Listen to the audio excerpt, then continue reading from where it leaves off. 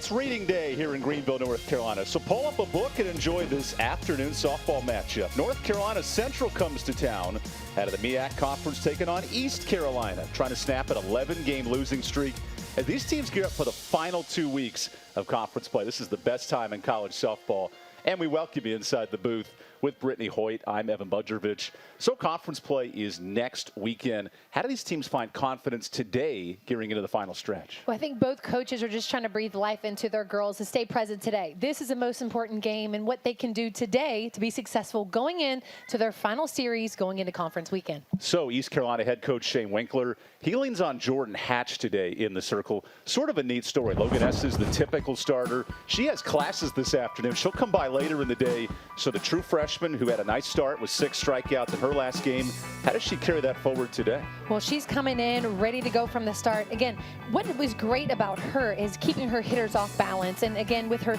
a little bit of a low speed, but again she is going to bring in some fight. And coach was telling us this morning, listen, injuries happen. Everybody has to be ready to go from the gate, and here she is ready to go. Jordan Hatch coming from the left-hand side, ready to be a big threat today. Hatch faces an NC Central offense. They have 30 home runs. A little bit of power in this lineup. Jayla Barr is back with the flu. Her first game back in 2 weeks. And Haley Batista, 7 home runs. So nice power in the middle of this order. You know, a lot of these hitters are coming in with confidence, Evan. Madison this past weekend had 3 hits on 4 runs versus Coppin State on Sunday. On senior day, I would add. So, again, there's leadership in some of these seniors. And, again, a little bit of a youth, too. It's a young team, Evan, but there's a lot of hunger, and they have some heavy bats. So Central looks to spoil after a tough loss against ECU earlier this month. And this lineup under Kat Tarvin, first year as the full-time head coach. This is a team that made it to the MEAC finals last year, much improved. And East Carolina would love to get their winning streak back. Last win for the Pirates was when these teams met back in early April. That was on April 5th. And here to close out the month, there's a first strike from Jordan Hatch. We asked both coaches, how do you adjust to the earlier start time to beat the weather, to beat the elements? And they said, heck, it's rating week. Finals are coming up. Any chance to get out and play, we'll take it. They're just thankful to be able to get it in and beat the rain a little bit. And yeah, they're just, again, just trying to keep the girls present. Again, semester's coming to an end. Finals are starting at the end of this week. And everyone just is, this is really the time where they can come out and take a breather and really just have some freedom in playing softball. That's fouled off by Jordan Davis, who hits in the leadoff spot. This NC Central attack, big series win over Coppin State. East Carolina, they've had a tough go of it in conference play. And we asked Shane Winkler about this recent stretch. He said our team's competitive fire has been there. Results, not so much, but he appreciates how they have brought it every day, which can get lost in translation, right? Because your team's now 10 games below 500. ECU's trying to hang around in the AAC standings, and yet the energy's still there. You know, if you look at box scores, it definitely shows a little bit of that grit. You go back to that NC State game that was played the other week, and again, the grit and the fight is there. It's just not yielding in that win-loss column. Especially when you consider the AAC tournament is right here in this ballpark. So you have to play well to qualify, first and foremost. But then the caveat of once you're in and you're playing at home, some things can happen. You know, anything can happen. I think that's the biggest thing is having that confidence and breathing that confidence into these girls, knowing that it's just one ball at a time, one strike, one play. So Jaden Davis has worked the count full in her first at-bat. A true freshman from Knightdale, just an hour and a half away here in Greenville. That's fouled off. Davis was one of the first recruits targeted by Kat Tarvin. She was pitching hard to the old coaching staff. Hey, recruit this player. She can pitch. She can play short. And it eventually worked for the true freshman. Yeah, Coach Tarvin was telling us this morning that she saw her as a young one. And what is so great is when you see talent at such a young age, and you can just see the fight that she has here just battling. But, you know, what was great was, you know, she said her travel coach called her up and said, hey, she still doesn't have a home. And just what a great get, you know, for Kat Tarvin, again, is her first year as a head coach. Not only can she hit, a great pitcher in the circle, third in innings. She actually will be a part of the rotation today. So that dual threat is a huge piece in Kat Tarvin's program. So here's the 8th pitch of the at-bat. And she goes down swinging. Nice breaking ball from Jordan Hatch. Beautiful off-speed pitch. Again, she knew that Davis was going to come swing, and she's been battling for the last few minutes, Evan. It's been about a 3.5, 4 minute at bat, but great at bat, but a great out by Hatch.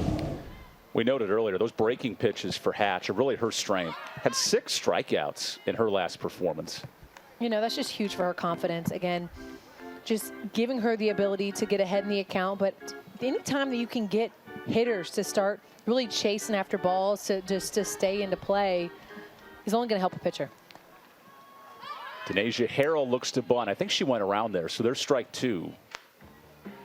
She's a sophomore. This is a very young lineup for North Carolina Central. 6 underclassmen in the starting order. Kat Tarvin recruited a bunch of these players as the former interim head coach. And that's the luxury and the growing pains that she noted going through with this team. Yeah, she talked about really kind of reteaching confidence, you know, and with a young team, sometimes you have to do that just with a lack of experience and just maturity. And sometimes the head coach has to be that leader. You know, she does have a few seniors that she said has been huge for her as well. But again, reteaching that confidence. And Kat Tarvin, who was the interim coach last year, took her team to the MEAC championship game for the first time in a decade. They chased some big dogs in the conference, including Morgan State this weekend. Coppin State, always a solid team. They won 2 of 3 this weekend. Another foul ball from Harrell. Very competitive at bats here against Hatch.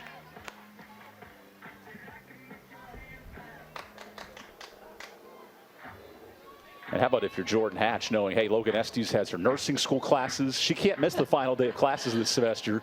So now she gets a rare start in the circle and has looked good so far.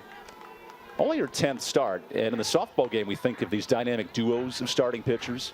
She's emerged as a big-time freshman now at 55 innings.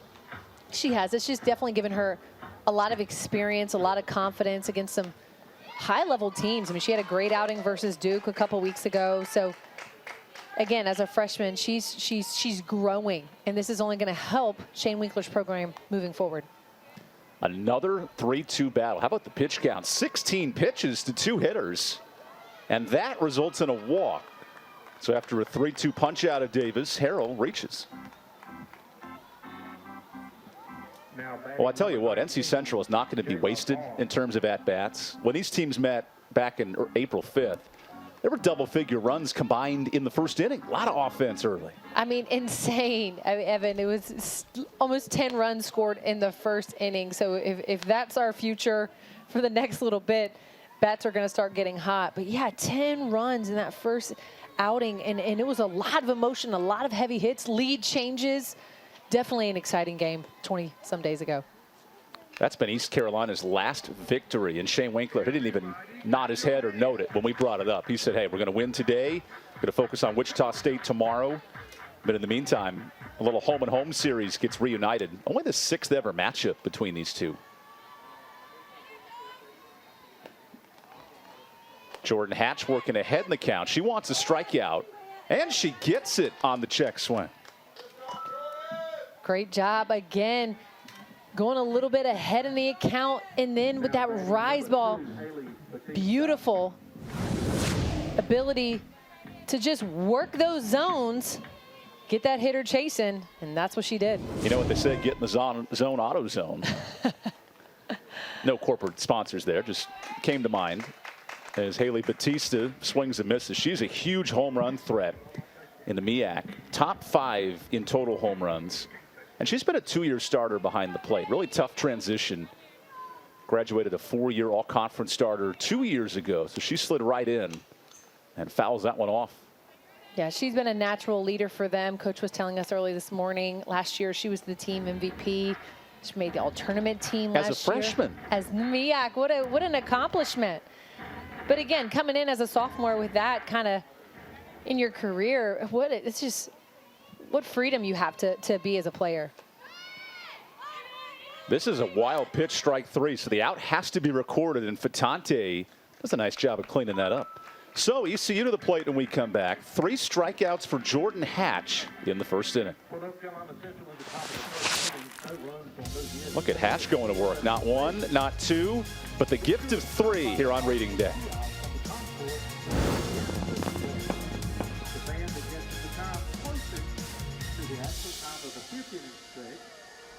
prize courtesy of ECU Athletics. All entries must be in before the end of this inning.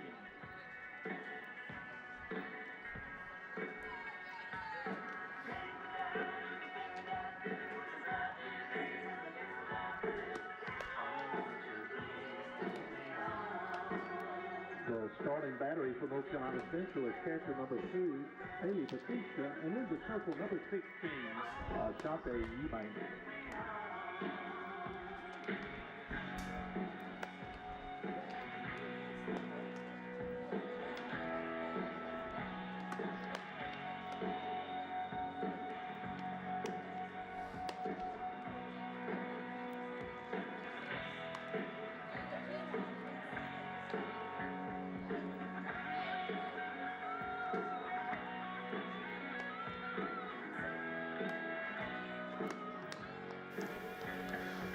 Welcome back to Greenville, North Carolina. Ashanti Eubanks gets the start today. She threw a complete game and earned the series win over Coppin State over the weekend. And again, a young roster. True freshman gets the ball. How does she carry this momentum forward here on a Tuesday? You know, Coach was telling us earlier this morning that she's doing a much better job of growing. Again, as a freshman, as a pitcher, she's been really trying to hone in on Edwards or Eubanks, just really increasing her mechanics, those quick fixes in the circle. And Kat, what Coach was telling us this morning, that she's doing that. Earlier this year, she'd be looking at the dugout trying to get a quick fix. But as you can see from her stats, she's doing much better and improving. And don't be fooled by the ERA. That can be ballooned in certain starts. Her ERA is sub-3 here in the month of April. That's the most important month. Facing an East Carolina lineup that hits .260 on the year. Faith Jarvis, a huge threat, gets on almost 40% of the time. And Shane Winkler, his offense has sort of hit the skids here in the last 2 weeks. And he's noted the extra batting practice, the player investment. They're not concerned with the record, more about getting better in this game. Yeah, absolutely. It's just whatever they need to do to win today and be better on this Tuesday. It is a mid-80s afternoon, really warm here in Greenville. That's an infield single for Tadria Sinney. With her speed, little slap hit, no chance to get her out. Sinney's been so consistent for them, getting that mid-year transfer from A&M. So much speed and can cover so much ground. Evan just getting around the bases. It's like my lawnmower on a Sunday afternoon. She can just plow everything down, make matters work on the bases. I tell you, with rain coming tonight, it is upper 80s, humid and sticky in this ballpark. Defense may be tough, even more from a mental standpoint with how much pressure ECU puts on the bags. Faith Jarvis, the junior, I love her hometown. Welcome, North Carolina. And she's been a steady presence in this order. 12 multi-hit games, best on the team. Now some pressure on the bases, and there's Sinney into second. That's where Batista and company are going to be tested today. Yeah, the front of this lineup is fast. And if they get on base, that is what the Pirates are trying to do, is take advantage, put pressure on that defense in a variety of ways. East Carolina, third in the American in stolen bases per game. They're a full steal behind Maryland, the nation's leader, who pick up 3 steals a night. What a challenge for the Terrapins. At NC Central, they allow the most stolen bases in the MEAC. So here's a quick meeting with Batista and Edwards, or Eubanks, I should say.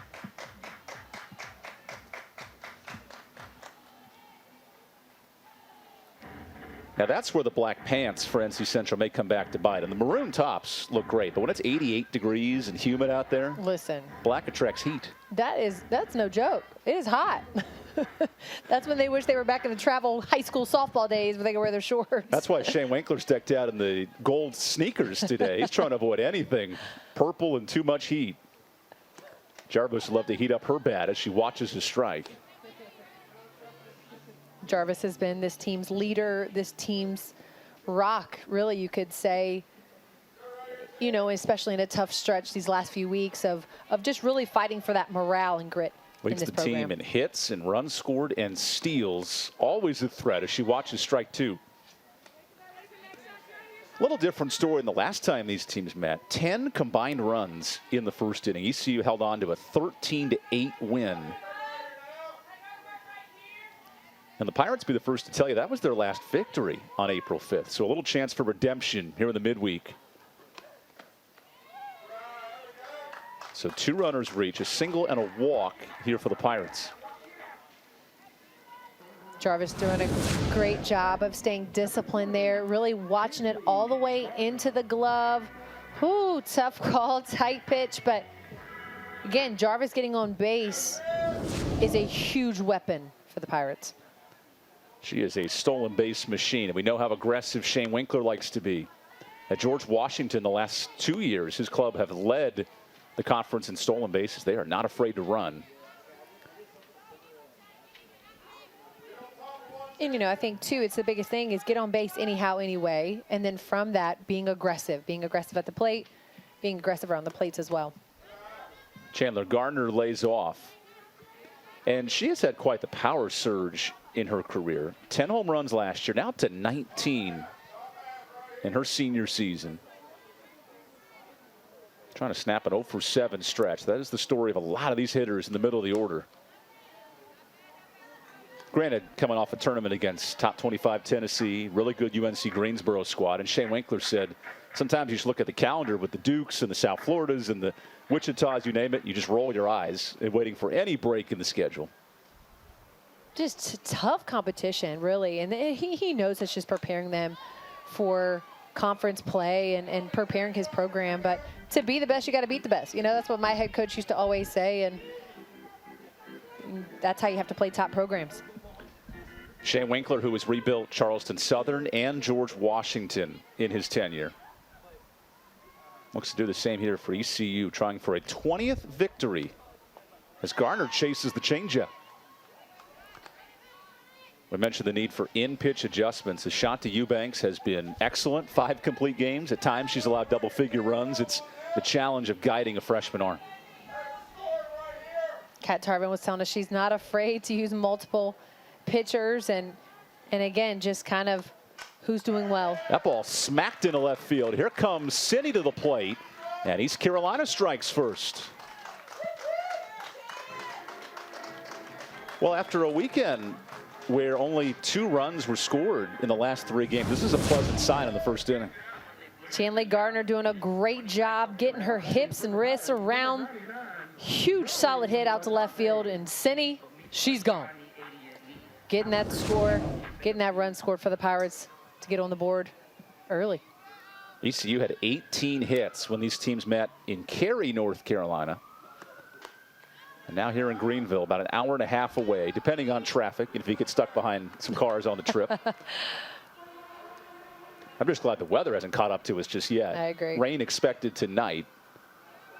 And how about the story of Joy Fatante, talented incoming freshman who has emerged in the heart of this order the last 2 weeks as she cracks one just foul.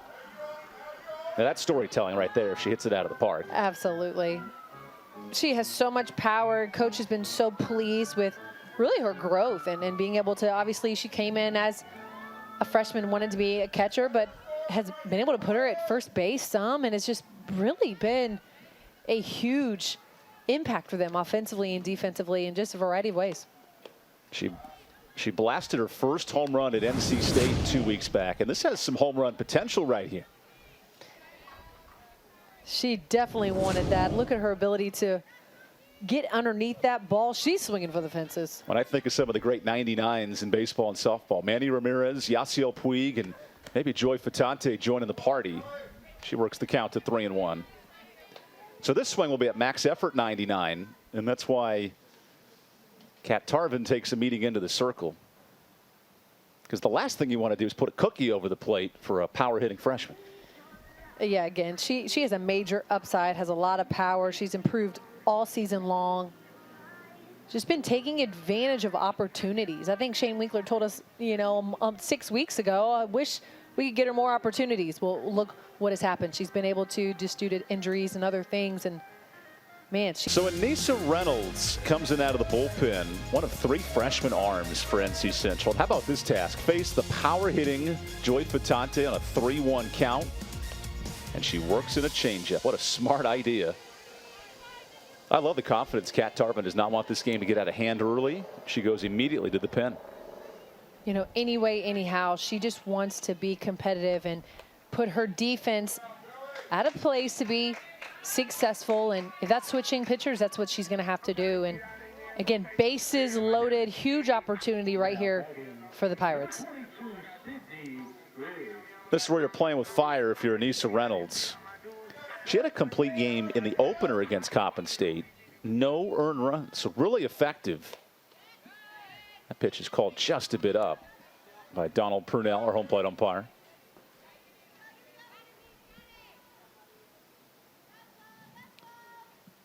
Sydney Griggs would love to get her season started at the plate. A bunch of goose eggs on the stat sheet. And a late insertion into this starting order. Just the first ever start for Griggs, at least this year as a junior. Again, Coach Winkler was telling us today, with today being the last day of classes, there's going to be a lot of adjustments. Flexibility had to be made. That is a, oh, wait a second. I thought that'd be an infield fly, but you have to guarantee it. So, yeah, since the ball was in foul ground, you can't call it an infield fly. So the at-bat continues. All righty then. I think everyone was a bit confused there. Like, she stopped running. Yeah. Might have had some trouble there for Mifsud over at first base. As that's called strike two. Well, no better best friend for the pitcher than finding the zone here if you're Anissa Reynolds. Reynolds again going to work those corners, trying not to put it straight down the middle to get her defense to back her up.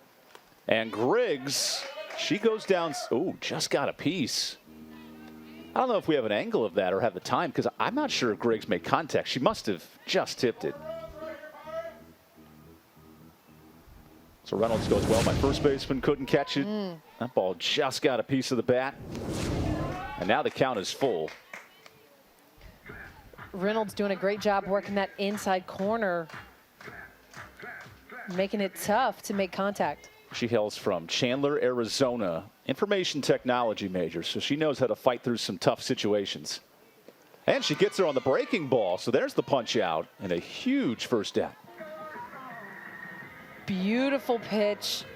Exactly what the Eagles needed in this moment by the freshman.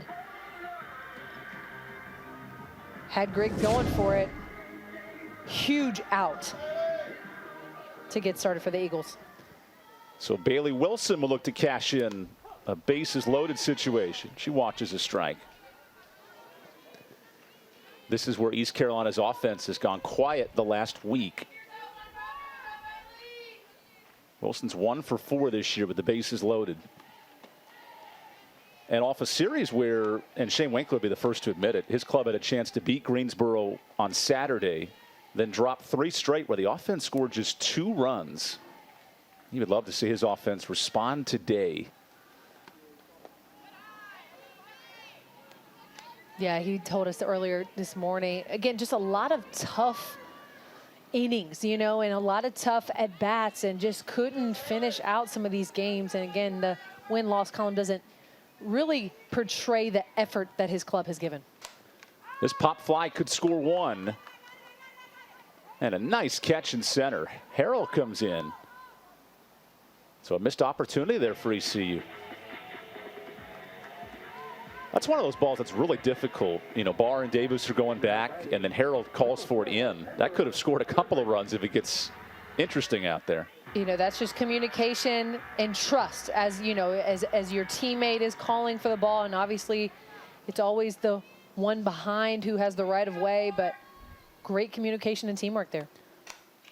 This fly ball could be trouble, but Harrell is all over it to end the inning.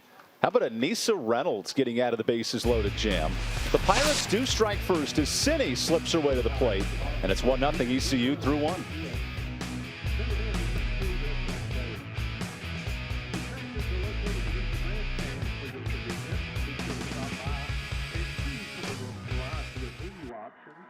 Such as candy, cigarette hot dogs, Papa John's pizza, popcorn, ice cold Pepsi products, and more.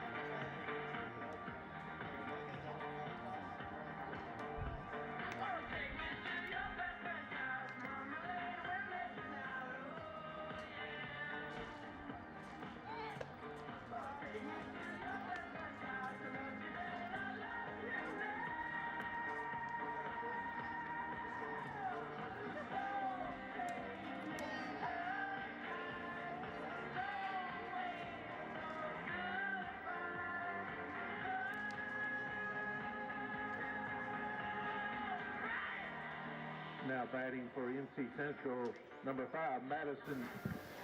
So Kat Tarvin, who started her coaching career here at NC Central as an assistant, rose up the ranks, kind of that American-made story. Then she got the head coaching job this year, and her club off to an 8-10 start in the MEAC. A rebuilding young roster for the Eagles, with Tarvin excited about the growth of this team. She is. She has a young program, a lot of young girls, and she talked about she's doing a lot of teaching, you know, and I think as a head coach with a young program, you're really just breathing a lot of confidence, and I think she's doing a great job, and the upside is huge for this program. She was an assistant from 17 to 20. New coaching staff comes in, and she mentioned last year with an undermanned staff, it was her and one GA. She did so much for this club to make it all the way to the MEAC conference finals, 9-7 conference record. Yeah, she joked that she's so thankful that she has assistants this year because she didn't have anyone to bounce ideas off of last year, and just having such quality coaching staff is just huge for her as well as a first-year head coach.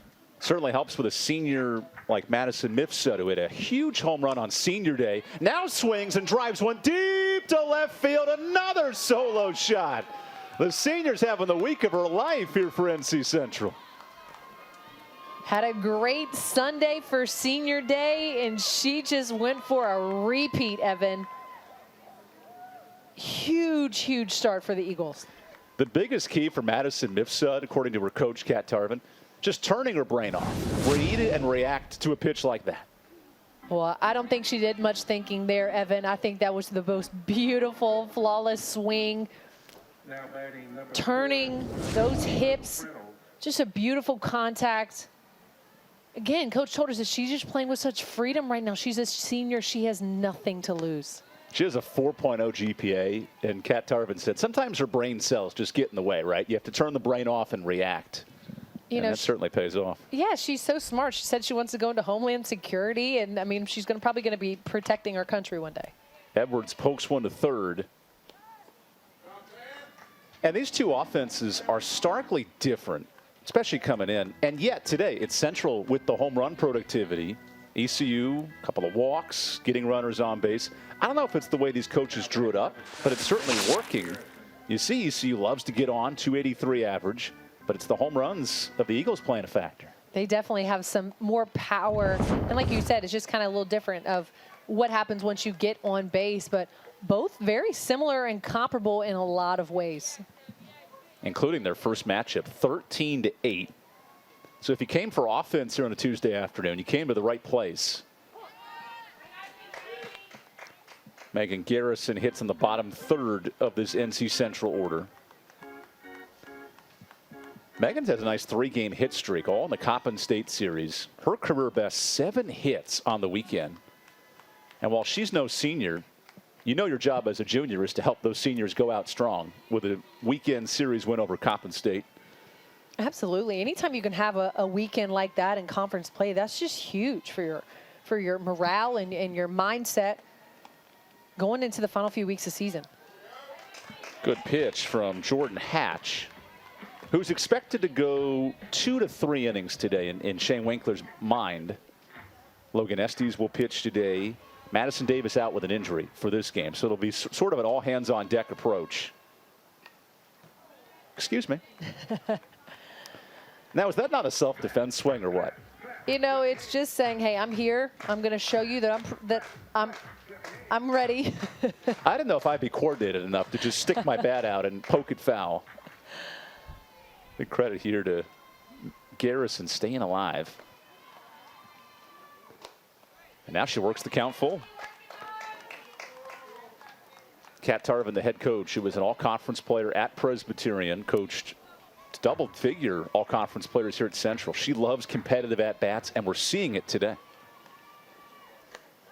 Maybe not on that pitch, but a nice battle. There's a strikeout for Hatch.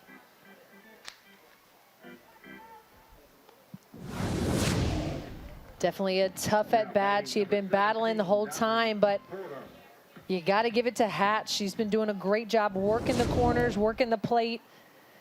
Solid strikeout. Hatch had 6 Ks against UNC Greensboro, who's now a top 50 RPI club. That's a 30-win Greensboro team. Really good. It's impressive. Now, Shane Winkler noted you can't take solace in playing well against those teams, so you have to beat them. And he knows with an 11-game losing streak, a chance to break it today. Diamond Porter smacks one out to center. And the wind unkind to Diamond as it plays into center for Jarvis. Not before a solo home run by Madison Mifsud. The senior having the week of her life. NC Central's back in it on the solo shot.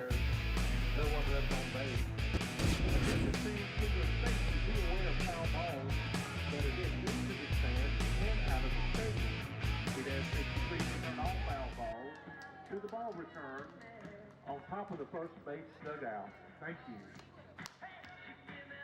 All right, it's time for the Pirate Power inning. So be on the lookout for some Pirate loot. If a Pirate gets a home run, ECU flag will be tossed into the stand.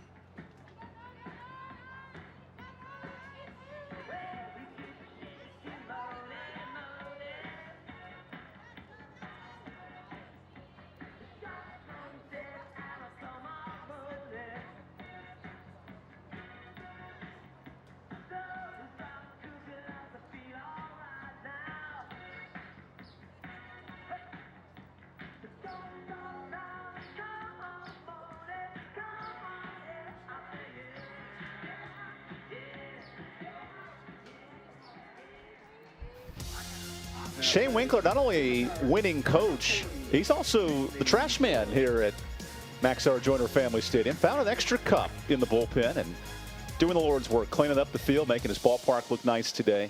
It's the little things in life that go a long way for Coach Shane Winkler. That's right.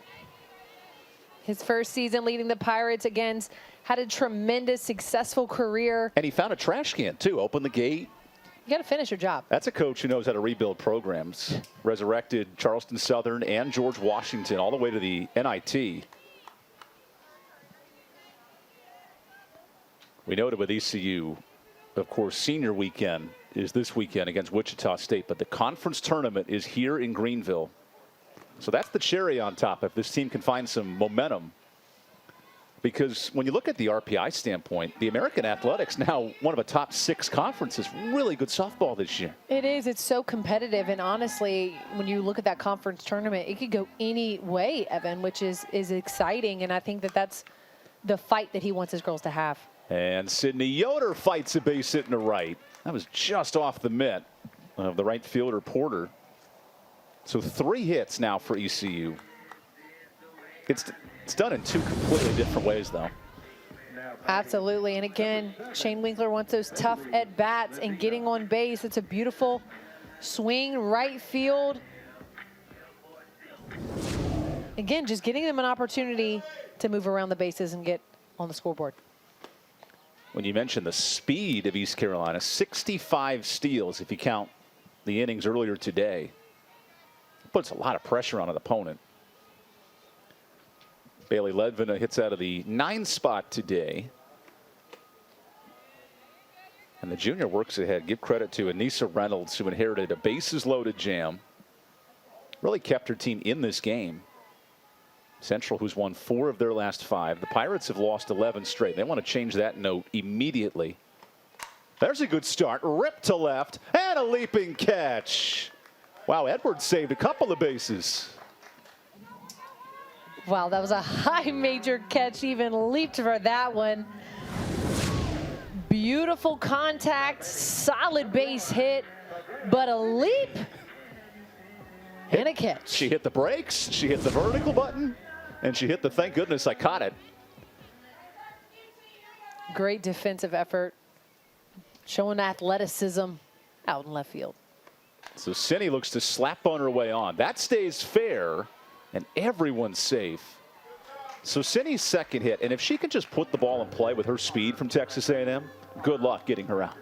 And she is. She's just a sure, you know, as a base runner, if you can just keep moving her around and keep advancing. But it's amazing anytime she can stay on base, even right there with that sacrifice bunt. Good luck getting out Tadria Cine. That is the question for opponents this year. And when you stack these two together, Jarvis and Cine with excellent speed. Now, North Carolina Central, and Kat Tarvin mentioned this to us, they have to work on defense fundamentally. But you combine that with the speed ECU has, what a tough challenge on defense. Yeah, it definitely comes down to limiting errors and really getting those sure outs. But it's tough when this Shane Winkler's team is applying such pressure in so many different ways. They say pressure builds diamonds. That's what they say. As Jarvis rips one to second. That could be two. Boy, I should have said that again. Not with Faith Jarvis. There's a force out. She would have made it to the right field wall by the time that throw was out. She sprinted out of the box. Great defense by the Eagles, just really getting that solid out. Honestly, taking Cine out, that was probably a pretty smart move, getting her off the bases. Jarvis is the only player in ECU starting lineup to never ground into a double play. And I don't know how she would with speed like that. She eggs on the catcher and takes second. That's the challenge if you're Haley Batista. I'm not sure what you can do with a nice running start. Not at all. Again, just taking care of that lead runner. Batista doing exactly what she needed to do. So that's the third stolen base of the day for East Carolina. Now they have to capitalize. As Chanley Gardner works on a 2-0 count and takes ball 3.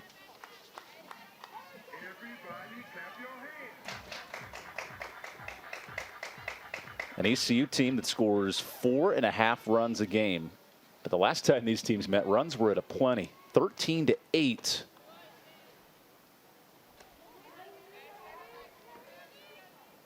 That was a heavy offensive game.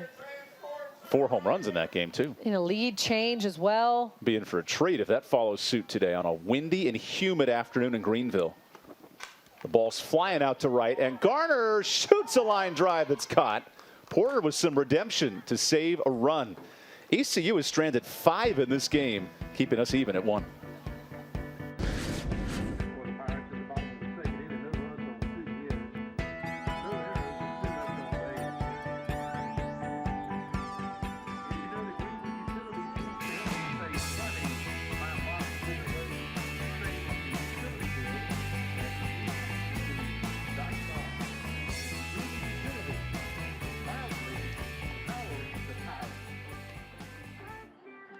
Fans, today each player on the team invited their most valuable professor to come out and watch today's games. We would like to thank all of these professors for their impact they have had on our students and all their hard work. Go Pirates!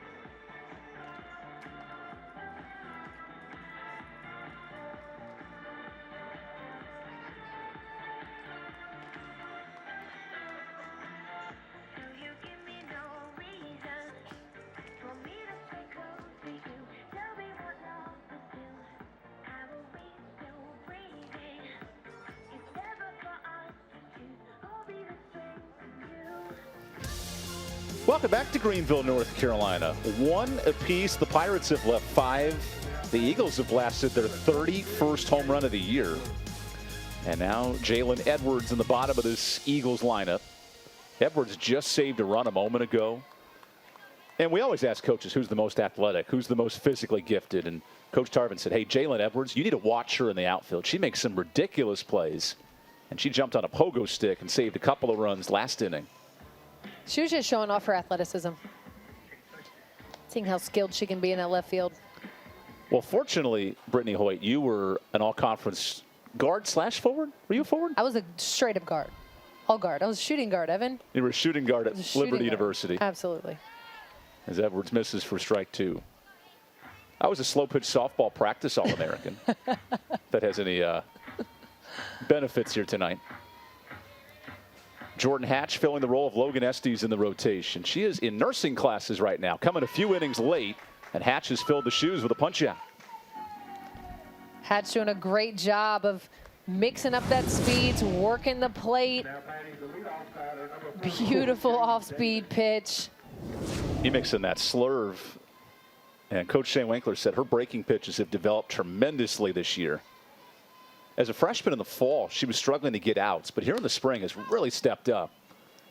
So this ball might be some trouble and drifts out of play. Yeah, she just has the velocity to be able to move that ball around and keep the batters off balance, and that's why she's been a great pitcher for the Pirates. Hatch is a 2-time state champion at the 2A level here in North Carolina and the Gatorade Player of the Year as a sophomore in high school. That's impressive.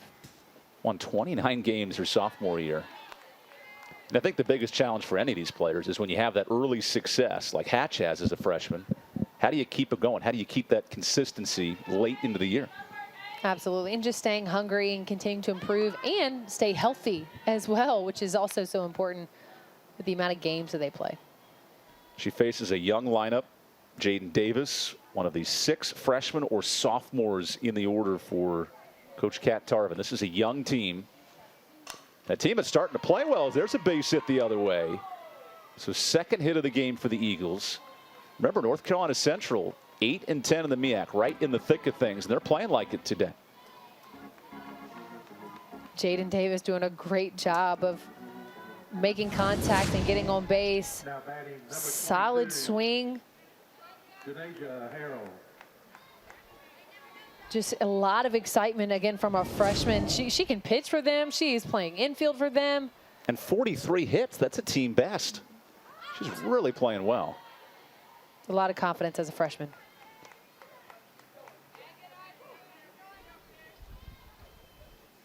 So Denasia Harrell, and it's fascinating, right? Because this team is so young. And then when you mix in a sophomore like Harrell, who volunteers for the Special Olympics on her off days, she's all involved in the community. Ends a nice story there. She pops up to third. But it's players like that who go beyond the game, I think, that really fascinate Kat Tarvin. It's her first year as a head coach. She wants to figure out her program. And she has girls who care more about softball, just about life in general. You know, and I think that's what you want, you know, and as a head coach, that's what you're trying to do. You're building, you know, these women and as these players to be successful on the field and off. A high amount of first pitch swings for the Eagles today. And Kat Tarvin knows her offense. She said, hey, we scored 8 last time and lost when these teams met. We need to score 10. That's the magic number for NC Central. And they averaged 10 a game in the series win over Coppin State. Yeah, she encouraged her players to, you know, watch college softball on TV, look at some of the best and just see the confidence. And she's like, that can be you. Like, you can have that confidence, and really trying to build up that positive self-talk in her players. Jayla Barr keeps that in play, and what a nice effort at third. Bailey Wilson towing the line and making a nice throw. So East Carolina's defense locked in. Who needs to study for finals when you can make great plays like this to end the semester?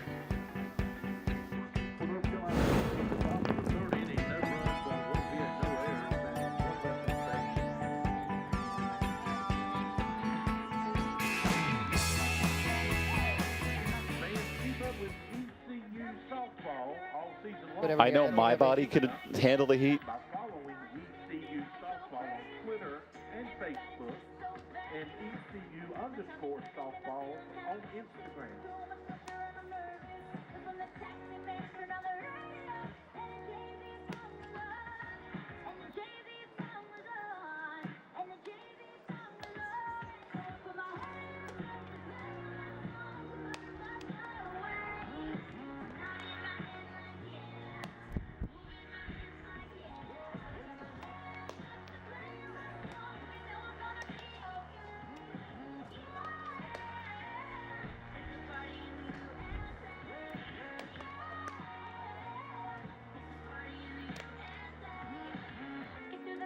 my taxi cab, everybody's looking at me now. So as you see by these numbers, East Carolina has some work to do to close out the season. Started off the conference with a nice win over Memphis, and more importantly, when we asked Shane Winkler, how do you fix things today? He said, we're not going to worry about this 11-game stretch. We're going to focus on this game and then the next 2 conference series. Yeah, and he was, again, just proud of his team's fight, the grit that his girls have showed the last few weeks. And again, with the top programs, I mean, again, it's been huge playing Duke and having South Florida come in, and great Tennessee this past weekend. So he knows he's preparing his girls to be as successful as they can be, and they just want to give their best today on a Tuesday afternoon. On a hot and humid Tuesday at that. One of the perks of playing so many games early in February, both coaches said, hey, we're used to random start times, playing at all hours of the day, missing class, coming back from class. He even noted with a few players out today with class starting around this time, he has to adjust his lineup on the fly, and he thinks it's going to help his team come conference tournament time. Absolutely. You never know when an injury is going to happen. You never know when someone's going to get the flu the night before the conference tournament, whatever it may be. So he's just preparing them, and this is just great to What a snag by Davis. She robs Fatante. You can't believe it. Solid hit and a snow cone effect. 2 of those, please, up here in the booth. Snow cone with some strawberry or cherry. Absolutely. Beautiful catch. NC Central not known for its defense, only a .936 fielding percentage, but Brittany, that's now 4 fantastic plays to save hits. They've had a great defensive presence today and just making really good outs. Let's see about this one. It drops down, and maybe 2. Well, Griggs hits the brakes. And worth noting, congratulations for Sydney Griggs, her first hit of the season. It's interesting, right? You go all year with outs and tough plays, and then your first hit is a bloop job down the line. Listen, it's still a hit. She finds a gap and gets on base anyway, anyhow. Finding that gap. Coaches knew it. He saw those hands in the air. Now, it's not like the big leagues, pro softball, pro baseball, where you save your first hit. I don't know if it's that momentous, but still vital for Griggs, who had a late addition into the DP role, her first start. And I think part of that in the lineup is with Logan Estes coming later today. She'll arrive around 3:30, Coach was saying, 3 o'clock, that she might come right into the DP and pitch and hit. So Griggs was kind of the last minute, well, we need to find a hole here. And now she gets the start and a base hit. Absolutely. Take advantage of those opportunities as she steals to go to second. Yeah, that's what you have to do. And it's just, it's kind of next man up mentality. And she did a great job taking advantage of getting in the lineup and getting a hit today. Talk about taking advantage of your moment. As Bailey Wilson works ahead in the count. She made a nice play at third a moment ago. Had a big hit in the Tennessee matchup. Played 2 games in Knoxville against Tennessee, 2 against UNC Greensboro. And the color schemes must have been amazing. The purple, the gold, the oranges, the light gold at Greensboro with the dark blue. I'm sure it was a beautiful array of colors. Your 3-year-old son would have loved the Crayola box that would come in that series. Absolutely. This canvas stays fair and over the bag. East Carolina back in front on the RBI double. That was placed perfectly. Beautiful hit. And again, Griggs just so happy to get around and then scoring opportunity for the Pirates. But down that third baseline is tough defensively. Couldn't have drawn it up any better. Shane Winkler trying to make sure that Griggs is running full speed. So Griggs gets her first hit of the year, gets her first stolen base. It's her 5th run, but still very important. It's just great for the Pirates just to take advantage of being in scoring opportunity with a solid base hit. This is only the 2nd time in the last 3 weeks the Pirates have scored 2 or more runs. I mean, any win is vital, but when you're scoring runs like this, it really helps. You know, I think too, it's putting those hits together. I think when you have people left on bases and it's tough because as a coach you just see so much potential. But anytime that you can just string good hits together, it's a great day for Shane Winkler. Here's a drive into center. Woodring hits it out of here. That ball just kept carrying into center. And Taylor Woodring, there's the power stroke with her first home run of the year. Woodring doing a great job. Again, you can just see she's all smiles.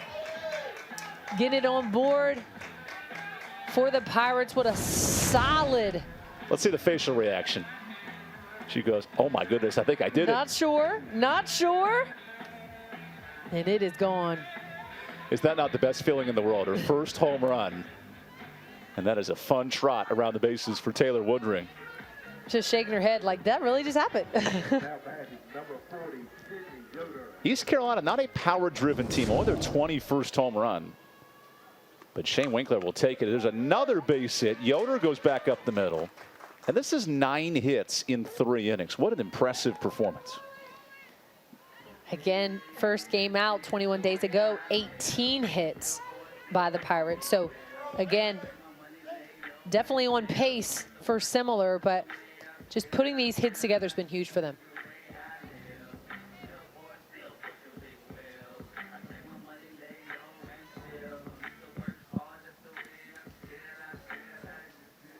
This song is perfect when a substitute comes in. Look at Shane Winkler just dialing up some special pitch runners, substitutes all over.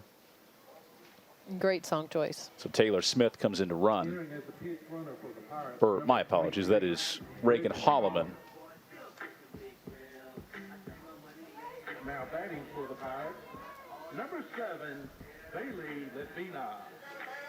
So Bailey Ledvina ripped one to left her last time. You counter in now the 3 to 4 great defensive plays Central's made. This game could be 7-1, 8-1 in the blink of an eye.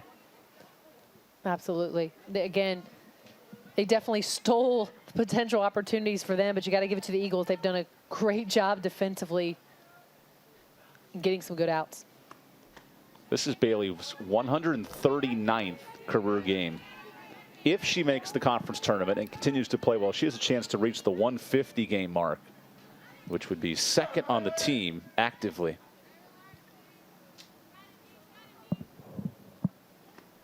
Now she peppers one foul on that third baseline. The bats are definitely moving this inning. It's not just the humidity that's heating up. The bats have followed. 3 more runs in this third.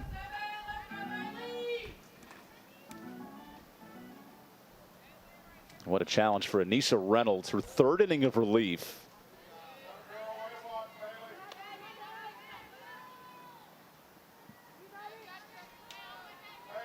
You do wonder for NC Central, Jaden Davis, who's out there at second base. She's another key arm at 65 innings. And now a stolen base attempt. It won't matter. That's a walk. So it's 1st and 2nd with 1 out. And we're back up at the top of the lineup, and we already know here comes speed and quickness. Now batting for the Pirates, number 1, Andrea. Shane Winkler mentioned the approach first is finding a way to win this game. If that means pitching 5 arms, that means every player gets a hit. He didn't care. I gave him a couple options this morning, and he just wanted to win. Yeah, his keys to victory were pretty simple. Just have tough outs, tough at bats, and put pressure on the defense. Pretty simple. And when you've lost 11 straight, it has to be that simple, right? You can't overthink breaking a streak like this. No, you have to keep the morale up. And again, he's been complimenting the grit and the fight of his players. And that's all you can do. That's all you can do. And just keep the game fun as the last few weeks come to an end. Shane Winkler noted the morale is at an all-time high, even given the record streak. It is a fascinating case study of how a team has not gotten overwhelmed by negative thoughts. We see this a lot on social media, right? Keeping your inner circle positive, not scrolling your phone on Instagram for 20 minutes. Yep. And that positivity and momentum has helped the Pirates today. As there's a base hit, 3rd of the day for Cinny, and that loads the bases. Beautiful hit by Cinny. Again, just seeing the ball so well. And again, having hits back to back is just huge for this Pirates, obviously being successful getting on base, but beautiful contact, base hit.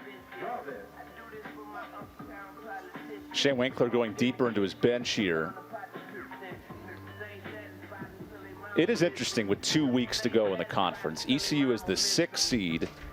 They would gear up to play Houston in the opening round, a team they literally just faced 2 weeks ago here in this ballpark. Now, one game was a run rule, but the other two were back and forth. And you don't want to look too far ahead if you're East Carolina, but you also know playing in this park for the conference tournament, how the matchups all unfold, it's as winnable as anything in that first round. It is, and you kind of go into conference tournament with a mentality, it's anyone's game, and it's kind of 0-0 when you go into that tournament, and that's what makes all conference tournaments so exciting. UCF and USF, the preseason favorites, they've sort of followed suit in that regard. Although seeing USF at 6-5, that has been a shocking start. UCF getting national top 25 votes, not a surprise. And then Wichita State, the best hitting team in this conference. They'll come here to Greenville this weekend. Yeah, such a heavy conference of just a lot of talent. Sutton goes Oppo Taco for a base hit. That might clear them all. One runs in. Here comes the second. And the throw gets away. So Cini thought about it. And 2 more runs adds on to this lead. And that's what happens with just a little bit of a base hit and with aggressive base running, you get on the scoreboard. Again, that right field, just a tough, almost catch. Shane Winkler like an auctioneer, just calling every name and sending them home. And again, aggressive base running, Faith Jarvis. Because Batista, if she catches that ball, Jarvis is out. So Absolutely. you love the aggressive call. Shane Winkler realized that he had nothing to lose. And there's the second out. Davis lets it come back down to earth. Remember what the run rules in softball, 8 runs after 5. This is a critical stretch for NC Central. And then you face the power hitter who's blasted 2 home runs foul today in Joy Fatante. What an ideal start for Shane Winkler's offense.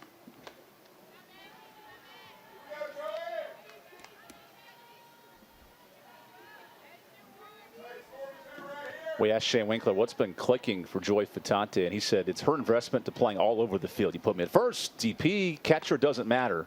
And the bat has followed suit with a home run at NC State. He's had a couple of hits at the Tennessee series. Yeah, she's improved all season long, and as a head coach, that's all you can ask for, especially having a utility player when injuries do come up or people do have to stay late for nursing classes or whatever it may be. But it's just huge for her experience, her college game experience, which is all you can ask for a freshman to get that at this time of year.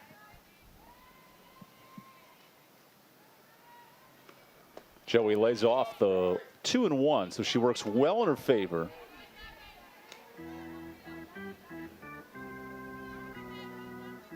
And while she hasn't had a hit in her last 3 games, Coach Winkler reminded us 3 of those balls were robbed of base hits, hit hard the last weekend. And now she gets hit. That would have been ball 4 anyway, so the bases are loaded. Those are the ones as a hitter you kind of wish they don't hit you because you know you're getting walked anyway. Not that Joey would complain. That's when you just like turn to the back. You just turn to the side and just close your eyes. NC Central hits more batters than any team in the MEAC. That's been a bugaboo for this staff. Get your glove, Evan. I'm ready. Sydney Griggs, who's had her breakout moment this inning. First hit of the season, then scored a run. She helped break out this 5-run third. Isn't it usually when you're struggling, the ball never finds your bat? But when you're doing well, the ball always seems to find her bat. As you do a half swing to really for self-defense. So it makes this game so challenging at times. First start of the year for Sydney Griggs. And this is a high leverage spot for NC Central. They can ill afford to let this game get out of hand. With the top dogs, Morgan State in the MEAC. They're coming to town next week. That's a big matchup. Both of these teams have big time opponents, ahead of them. And again, the Pirates have senior weekend this weekend. But, even just staying present in a non-conference Tuesday afternoon game, just getting better today. And that's what they have to focus on. Ooh, that ball was smoked to the parking lot. Goodness. That's how you turn on a ball.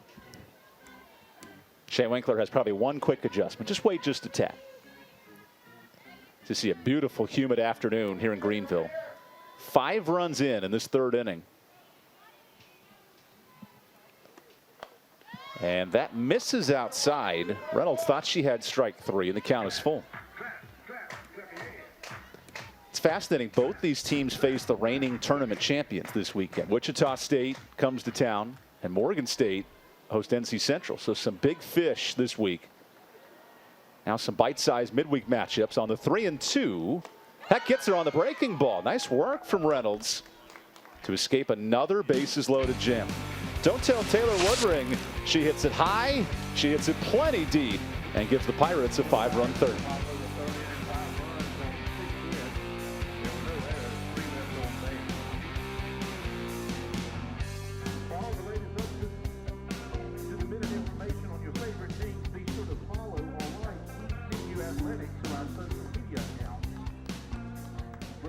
On Facebook, Twitter, YouTube, Instagram, and Snapchat.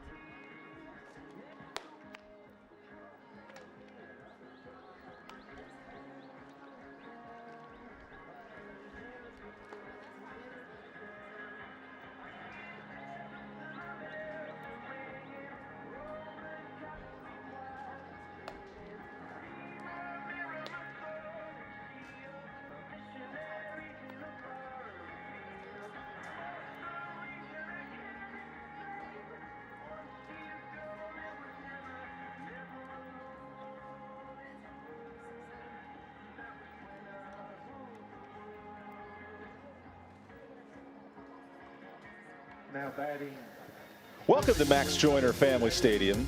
Only the 6th ever meeting between these clubs, which seems odd, right, given their 90-minute proximity. Absolutely. ECU won the last matchup in Cary, North Carolina, in a slugfest.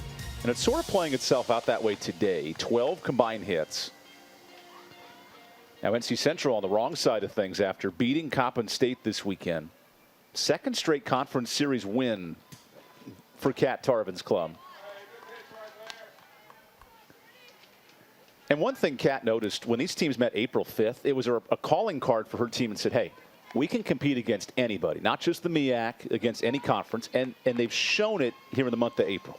Yeah, they were competitive in April 5th, and they showed that they're capable of having, minimal walks and minimal errors, and that they can compete at a high level. And that was the confidence they had coming into today. It was 1-1 going into the 3rd. Then things really got out of hand.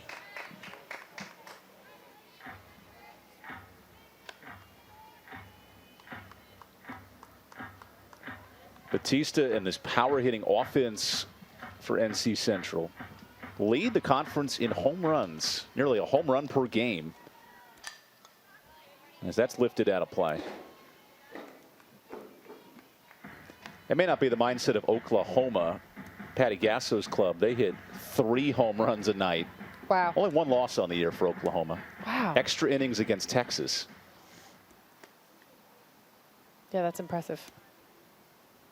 It's like the days when UConn women's basketball was in the American Athletic Conference. Gino was running championships all up and down the American.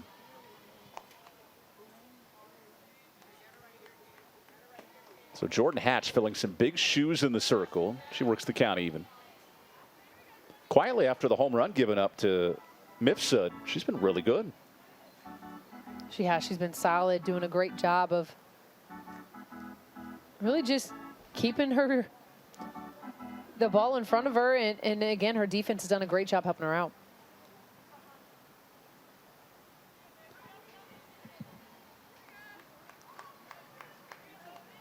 Gosh, with the speed of the ball off the bat, that's really smart for Garner. Have that mouth guard in, be ready to go. Took me a minute to see what she was chewing on. Thought it might have been some gum here on a humid day. And that walk gets Batista started. This is right in the part of the order where NC Central can be dangerous, Brittany. How about a second inning solo shot?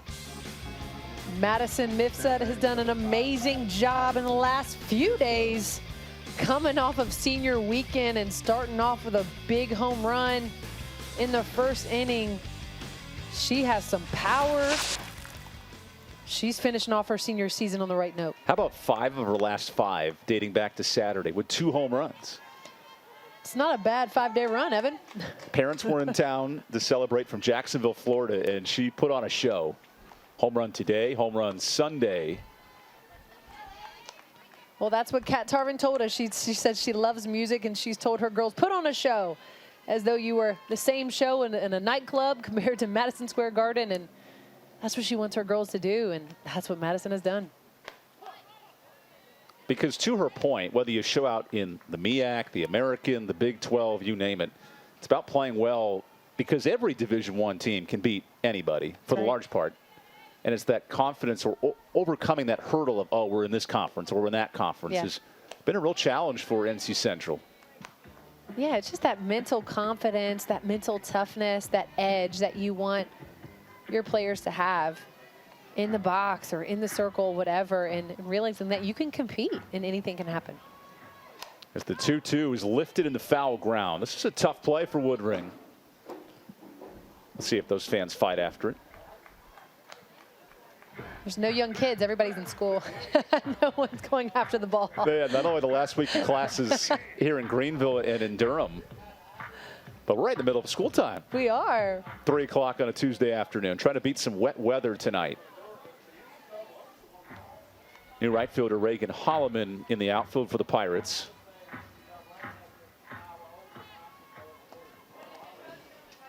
And Mifsud goes down on the ephus pitch. That thing just hit the brakes. Beautiful job by Hatch, knowing that she had a power hitter up.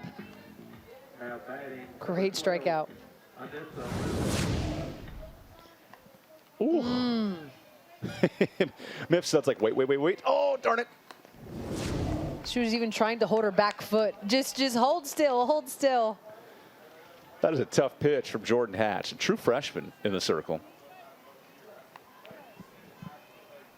6 strikeouts now for Hatch in 2 1/3 innings. This ball will not be a strikeout as it's lifted to center, and the wind has other intentions. Okay, that tells me a storm's coming, because a ball that was hit 100 feet out just came all the way back in. Let's hope the storm holds off for a couple of hours here. That's right. Did bring some shade and a little wind, which is helpful. Mm-hmm. Alongside Brittany Hoyt, I'm Evan Budrovich. We are divas a bit. The heat is starting to get to us a little bit, but we'll keep it fun here in the booth. I grew up in Southern California, anything over 68, and I'm basically, I can't do much. We'll bring you wet rags next inning. I need some of those snow cones, like that great catch from Davis earlier. As our production crew sits at an air-conditioning cellar inside the football stadium. Old concession stand that's been renovated. Jordan Hatch, she does not need any cooling down. She's been red hot with 6 strikeouts. I guess you can call this the pop quiz of final exam week. She gets thrown into the rotation last minute. Madison Davis out with an injury. Logan Estes finishing up her nursing classes today, so she's coming late to the game. And now it's Hatch's turn, and she's been really good. She's had some solid outs and really innings all year, and she has the confidence and ability, and she's done a great job today of really holding it down for her team. Again, 1 run with that One home run earlier, but doing a great job. Only her 10th start of the year, and it's paying off with that fastball as Megan Garrison works the count full.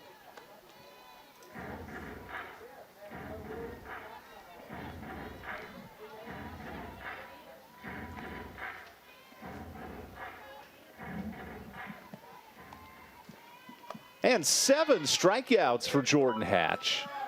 Now that is a way to pitch in the midweek. 4 innings of 1-run ball as Hatch brings the juice and sends us to break in Greenville.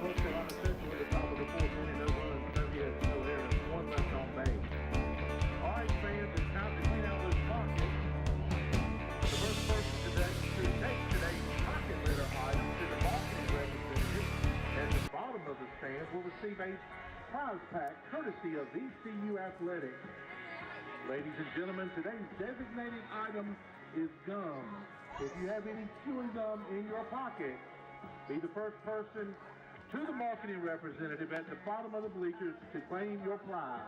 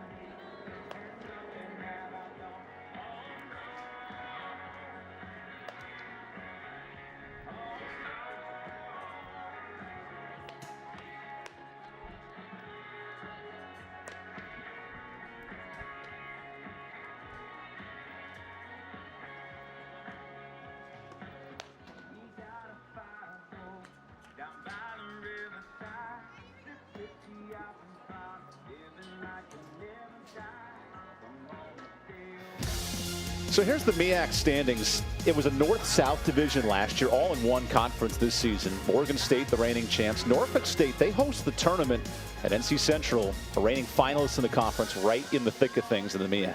You know, they just made their way into that, having that conference tournament bid. So what a great opportunity for them to be able to go compete here coming into that conference tournament. Anything's possible in a conference tournament weekend, but again, Central is holding their own in the middle. There's a hot shot to third. Garrison's a busy worker over there. 1 pitch and 1 out. Remember, NC Central made it to the finals last year, the MEAC tournament. Their first trip since 2011. Wow. Both the baseball team and the softball team made the conference finals. Oh, that's so exciting. Unfortunately, the baseball team suspended their program this summer. So it was their final season. But the softball team's got plenty of future in front of them, and Kat Tarvin loves the challenge of being the full-time head coach. She told us that she was so happy to have the position, and she joked she has a little 2-year-old at home, and she's got 17 more out here. So she said it's just been a great opportunity to grow this family and program. And her daughter wanted to jump on the bus today and go on the game. She goes to most of the road trips, and Kat said, well, you have class today. You have to go to daycare and, you know, do the little things throughout the day. Mommy's got to work for a 2 o'clock game. You can stay back for one game. I'll be back tonight by bedtime. So I hope her daughter's watching on ESPN+. I know we're having a blast here in Greenville, North Carolina. Brittany Hoyt and I'm Evan Budrovich. Will Bailey and our hardworking crew, a couple hundred feet away, producing, directing, putting on the show.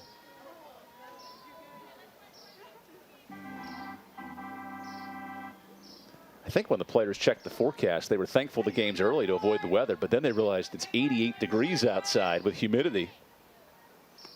You know, with this heavy heat, it'll come a heavy storm. But we're going to beat it today.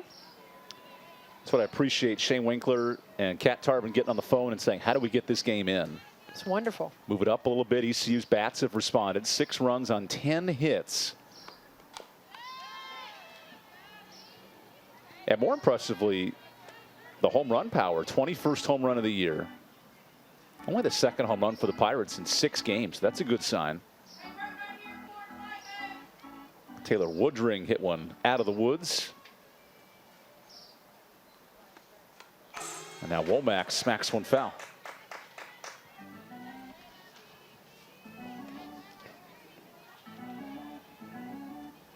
Mifsud had the other home run for NC Central. So each team with a big fly today. both teams really, again, needing that confidence to get those bats going. Again, midweek competition, this is just a great time to prepare. Obviously, both have some heavy competition coming in this weekend, but you know, it's a lot better to beat up on somebody else than each other on a midweek practice day. Womack with a base hit, so she checks in for her first at bat, and the 11th hit for the Pirates. That's the most hit in a single game since, you guessed it, the last matchup with NC Central on April 5th. This is the confidence they need, again, just to get those bats going. Anissa Reynolds has now worked herself nearly 80 pitches, and she came in early in the first. There was a lot of trouble on the bases. Kat Tarvin asking her number 4 option to really eat up some innings today. She's done great. She's gotten it up 2, you know, full plate opportunities, you know, 3 runners on base. Done a great job of, as a freshman, to get out some tough situations to help her Eagles close out those innings. Reagan Holloman smokes one to short. And Barr, who was back from the flu this week, well, that's going to heat you up. Some humid temperatures and a nice play. Again, just having those short outs, and that's exactly what the Eagles need to keep the score the way it is. Great defensive effort.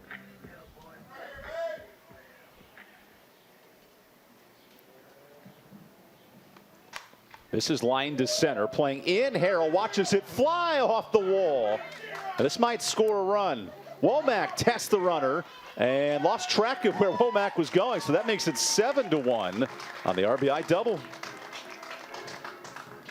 Again, anytime a runner is on base, Shane Winkler wants to be aggressive with that base running, and sending Womack around is just an added plus. But look at that base hit all the way back to the center field wall. And Womack's like, are you sure you want me to go? Okay, I'm going for it. Me? Me? Yeah. Yes, you. Keep running. That's her first run scored all year. I just noticed that for Kira. And you kind of could tell, right? Because Shane's like, hey, let's go to the plate. And she hesitated. And then she's like, are you sure, coach? And you sure about that? yeah. I love it. Shane Winkler said these non-conference games are huge to figure out lineups, figure out who's going to step in off the bench, because against Wichita State and Tulsa the next 2 weeks, ECU needs wins. They can't afford to go into the tournament 0-6. Definitely need some confidence, and the confidence even from the bench as well. Different players today are getting opportunities, and this is huge. So look who's done with class. Logan Estes getting her nursing degree, had to finish up classes today and waste no time attacking the second pitch. You think she wore her jersey to class? I guarantee it. No doubt. Jersey and some of those Hoka shoes. Oh, I have a pair. Oh, very relaxing. Yeah. Either that or like rainbow flip-flops. It is pretty warm out today. She could have been heating her arm in class. Took a heating pad. I want a GoPro of like how she got to the game and then showed up midway through as she grounds out to the pitcher to end the inning. Logan Estes, who looks like she'll come in to pitch, can't get much done at the plate. ECU adds a run, so a 6-run lead as we go to the 5th.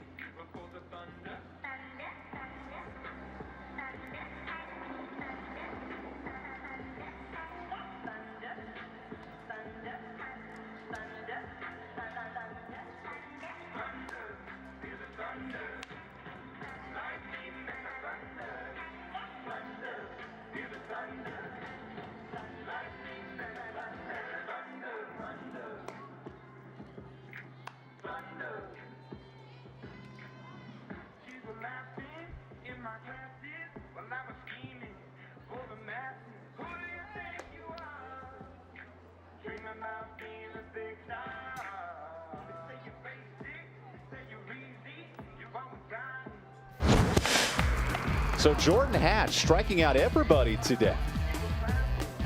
She's doing a great job again with some of those off-speed pitches.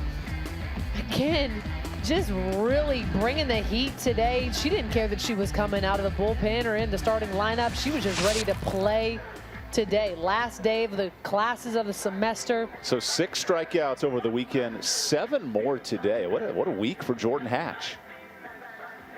Doing a great job, really kind of limiting those walks and being aggressive, and she's just having a great outing today. So Shane Winkler, between innings, he made a bunch of offensive, defensive substitutions, and I think East Carolina's trying to figure out who's coming in, who's going out. They have a few too many right now. Who's on first? What's on second? Okay, so Womack's going to come out, and then Sophie Wools will go in at first base. I believe, yep, Garner's still there.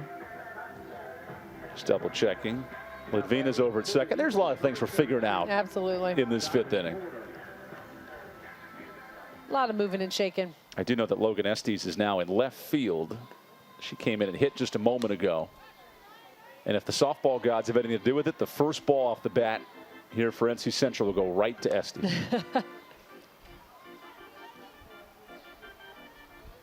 Diamond Porter flew out her last time up. Part of this very young NC Central lineup. She's the only junior in the starting order.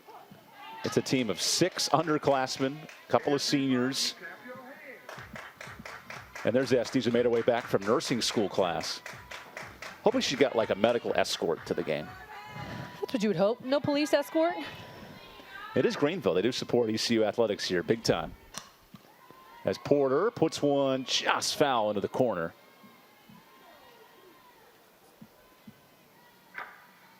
And the freshman's having herself a very merry Tuesday. New season high, 7 strikeouts.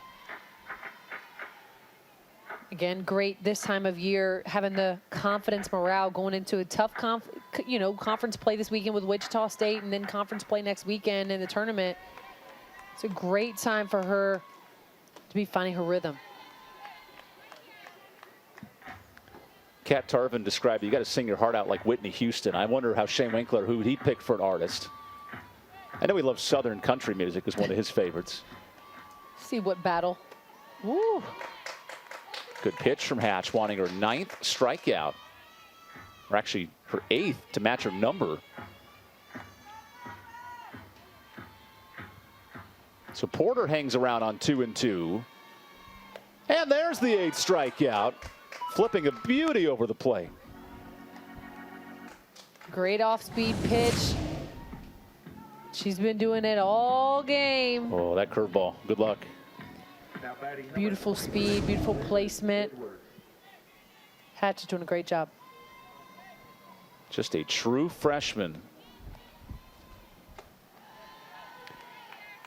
And a freshman that Shane Winkler was hoping would become a weekend starter by the end of the year. It's hard to take everything in a vacuum and play it out, but she has earned herself some major innings the next 2 weeks. As Jalen Edwards hits one hard down the line and just foul. Jaden Edwards has been doing a great job of Try saying that 5 times I know. fast. Just really making great contact and just getting it, needs to get it in play.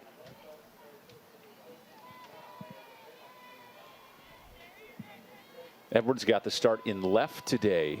She's played all 3 outfield positions for Central. Really athletic out there defensively. Now trying to get on for the first time today. She's late on the fastball.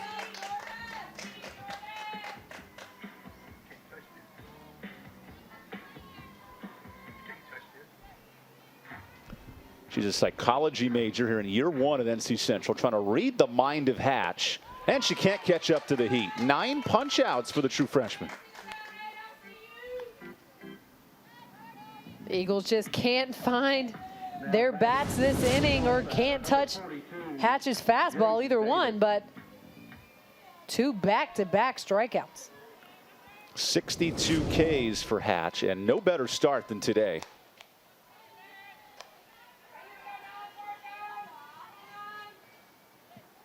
Jaden Davis, top 10 in batting average, on base, and slugging in the MEAC. She's been a real good standout for NC Central. And puts a good piece on this ball to center. Perfectly positioned, Faith Jarvis, to end the inning. East Carolina can win it with a couple of runs here in the 5th. They're up 6 early on a beautiful Tuesday in Greenville.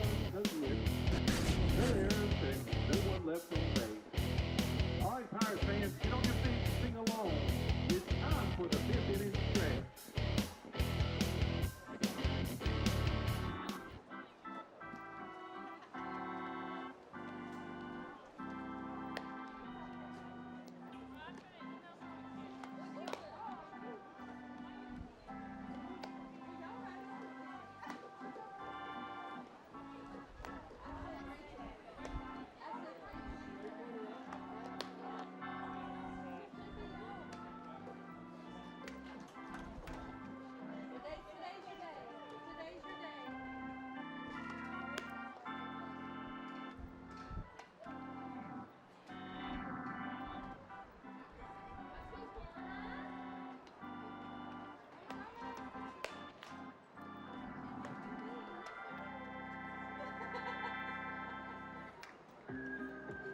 Today's Guess the Stretch winner, guessing the time of the 5th inning stretch, is Christy Griggs.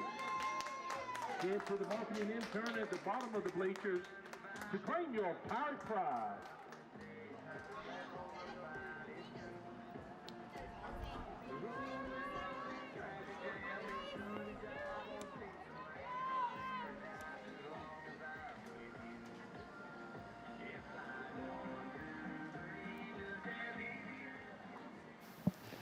So into the final 2 weeks of the American Athletic Conference slate, UCF top 25 club really good. Wichita State comes to town, and it's a fight for seeds 4, 5, and 6 come tournament play. That'll all take place right here in Greenville.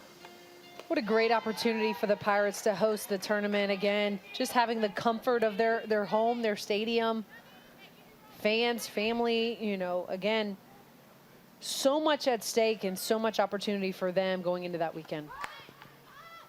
That is caught. Oh, no, it's not caught, but this is a nice play.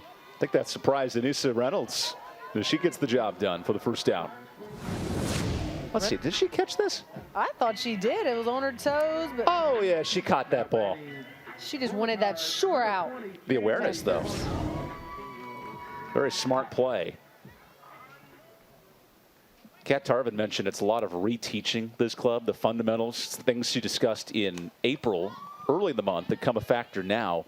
Kat even journals every day, taking notes down of how I taught my team certain fundamentals, and then reminds herself, okay, I said this 3 weeks ago, I got to bring this up now to implement the point. I love that as a head coach. Again, kind of it's basics, you know, Evan. Sometimes it's just we overthink, and it's really the fundamentals. But she said she'd go back and look at what worked that week, what didn't work that week, and I loved that as a head coach and as a leader, that she's being a student of her team because they're such a young team, and she's having to constantly teach, reteach, confidence, mental toughness, all of it. Underclass heavy for North Carolina Central. Over 50% of the roster, freshmen or sophomores. Oh, and off the mid of Porter. Look at Garner turning the wheels. She wants a triple and will have it with ease. Amazing base running by Garner. Really taking advantage of that right field hit. Beautiful swing, and she was already rounded first. Now, if Porter could have caught that ball, NC Central would have made 5 great defensive plays today. Absolutely. The effort has been there. That's the first triple of the year for Chanley Garner. Just aggressive base running, great hit, taking advantage of moving around those bases. So East Carolina goes deep into its bench.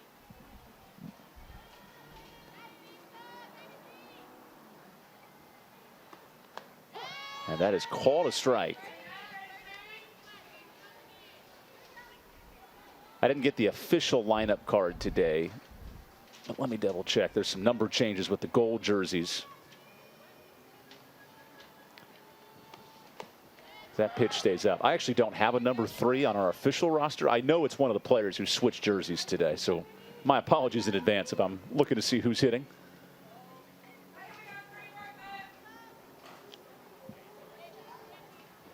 Anissa Reynolds, who faces the ambiguous number 3 works the count to 3-1. Again, Reynolds has already done a great job in tough situations. Really trying to close out an inning. We'll see how she does here with still 2 outs remaining. Infield in for the Eagles. They can ill afford to give up runs. And there's the second out. Remember, a 2-run home run would end this game in run rule fashion here in the 5th.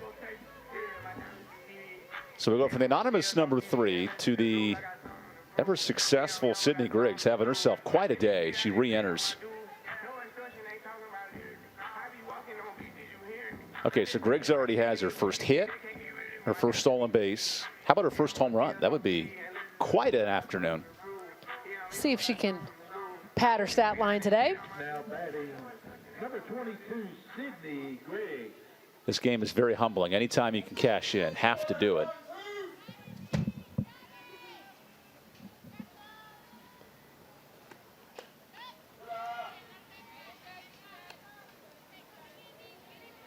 Five-run third's been the big difference for East Carolina. Added a run on the 4th and started off the 1st with a run. And now a base hit off the glove of the shortstop bar. So it's a 7-run game. Sydney Griggs having herself a career day. Beautiful swing, great contact. You can just hear it off the bat. Griggs getting some confidence today. Again, just great having different players get just game time experience. Shane Winkler said with the off-schedule time, girls in classes, he's using this game like a tournament style, getting every player in, wanting to really mix in different hitters and different spots and see what type of roster he has come conference tournament time. Because, quote unquote, this game doesn't really matter. Correct. ECU is trying to snap an 11-game losing streak, so that matters. But overall, in the conference, it's about finding who you trust in the next 2 weeks. It is, and it's all about kind of, again, coming back to that simple game plan that he's been trying to preach to his girls all year. Control what you can control, you know, have tough at-bats, tough outs. Who is going to put pressure on the defense? And he wants to put his best, you know, 9 to 10 out there who can do that. So Malia Roll is going to face a new pitcher as Reynolds will exit. We know how good this Central team with versatile two-way players. So Ashanti.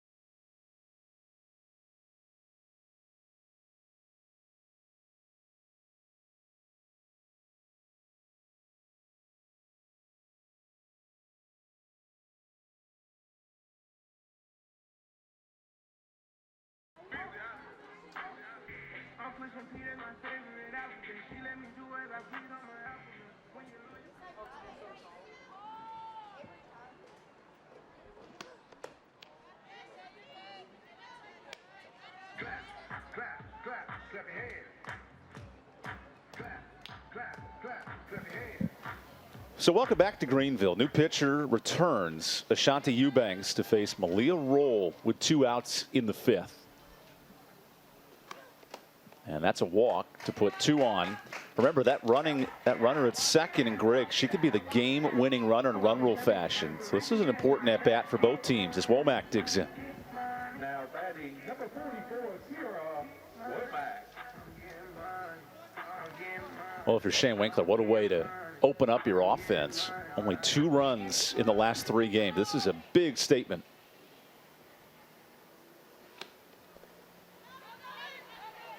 Remember Remember, anytime you have these Pirates on base, they're aggressive base running. Anything's possible. You have to limit errors. 2 stolen bases for East Carolina today, so 64 on the year. That's third of the American Conference. And now Eubanks struggling to find the zone. She did not record an out to start this game. Reynolds, to her credit, got through the first without a lot of trouble. And now it's up to Eubanks to try to extend the game.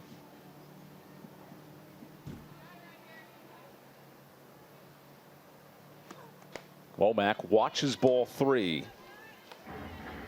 Eubanks definitely bringing a little bit more speed in the circle, just trying to, again, mix it up, going against these Pirates, just trying to, for them, extend the game so that they can get another opportunity. ECU wants to snap an 11-game losing streak. And they're 1 run away from doing so. Womack entered earlier in the game. She singled and scored and looked like a deer in the headlights as she was rounding third, found a way to sneak in. That extended the lead back in the 4th. Now here in the 5th, she rips one to left and it's caught. Edwards, what a catch. She has been all over the place in left field. Not 1, but 2 great defensive plays, and it keeps NC Central in it. Let's go to the 6th.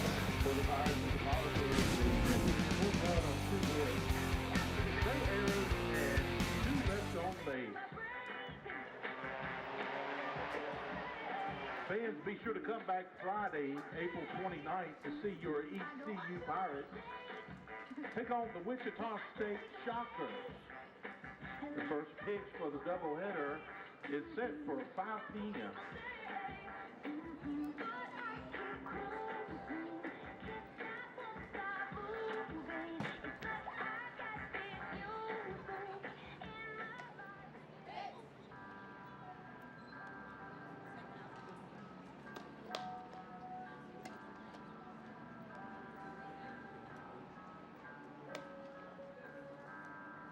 Now in the circle for the Pirates, number 9, Taylor Smith.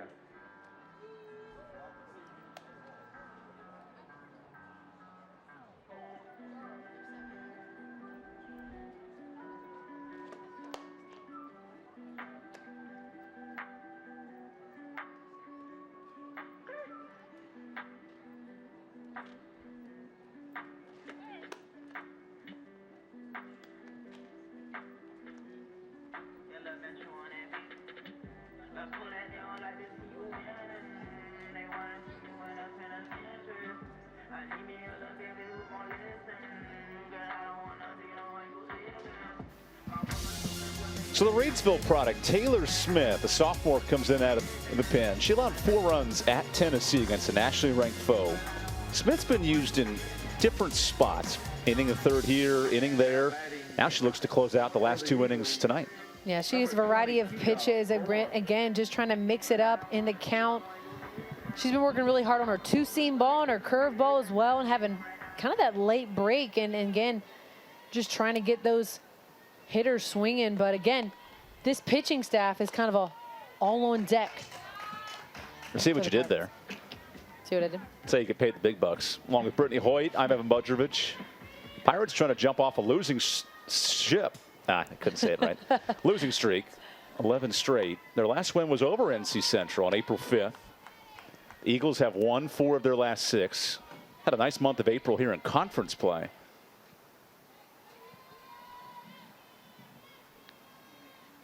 Pitch hitter here for Central to start the 6th inning, and she falls behind. This is Kia Borum. Has 2 hits on the year, only 11 at bats, limited action for Borum.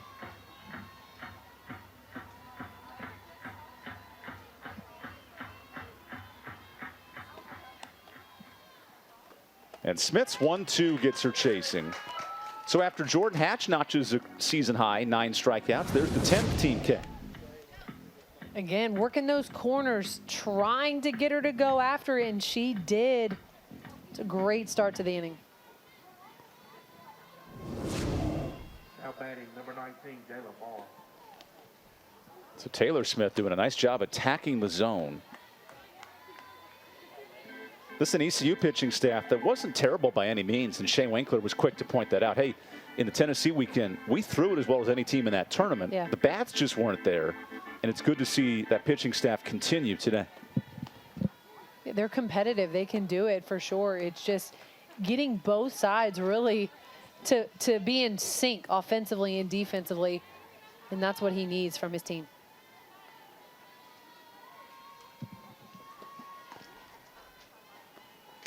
Jay LeBar chases on the changeup, and it's 1-2. She is 0 for 2, so a little 5-game hit streak is in limbo here in the 6th. And Smith, who has followed in the footsteps of Hatch with the punch outs, adds her second. Oh, wait. Nope, that hit the ground first. My apologies.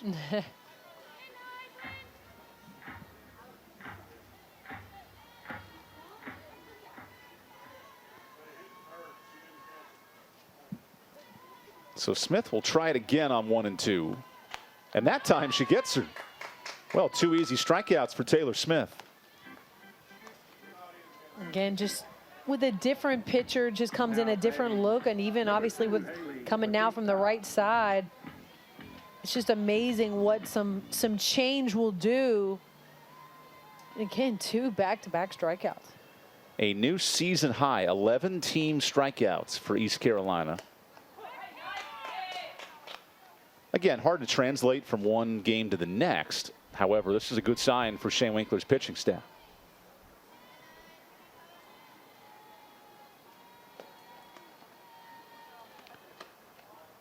Haley Batista, who's rocking some awesome sneakers today. Not sure if that's just white covered in dirt or a little bit of peach. Alongside those NC Central uniforms. Eagles are 1-16 on the road. They'd love to fix that slate today.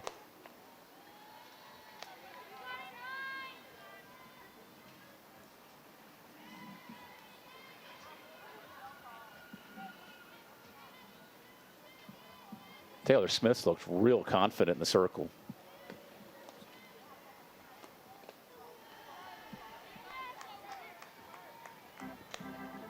You do wonder if Jordan Hatch, Brittany, has earned herself more innings against Wichita State and Tulsa, given Maddie Davis out with an injury. Not a long-term issue, but needing quality innings, and they've gotten it today. No, absolutely. And it's only just going to help her mentality and confidence going into a tough opponent this weekend. And it will be all pitchers on deck to be successful in 3 games this weekend. Wichita State chasing the behemoths Central Florida in this conference. Those top 2 seeds are relatively locked in with 2 weeks to go. It's about who's going to fill out 3 through 8. As there's a walk, Batista's on for the first time. NC Central, they clinched a tournament berth this past Sunday. Only 6 qualify out of the MEAC. They are guaranteed a top 6 spot, which we saw last year Central get all the way to the conference finals. That's a huge perk for Kat Tarvin's club. Again, just getting to that conference tournament is huge. And then it's kind of like a 0-0 at that point. Anything's possible.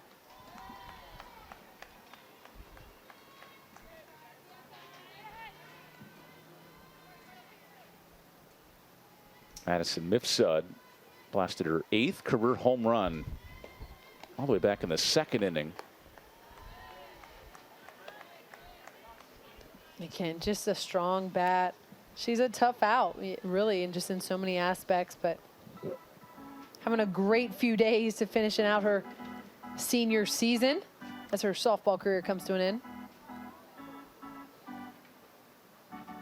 Taylor Smith has a lot of softball to go on her side of things.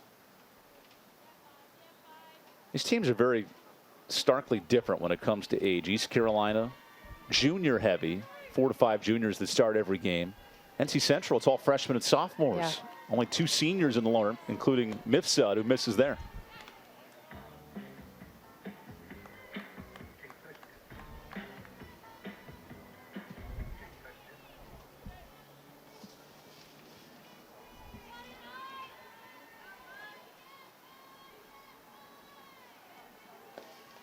Smith wants her 3rd strikeout of this inning, and she's 1 strike away. Working that corner. Madison Mifsud did not like that inside pitch. That's what you got to do against a power hitter, is work and stretch out that zone. And the one time she missed inside, it was blasted for a home run. That's the challenge as a pitcher. So this pop-up should end the top of the 6th. And East Carolina goes to the plate. Their offense has been clicking, 1 run away from putting a capper on this one. North Carolina Central at the top of the 6th inning, no runs, no hits, no errors, and 1 left on base.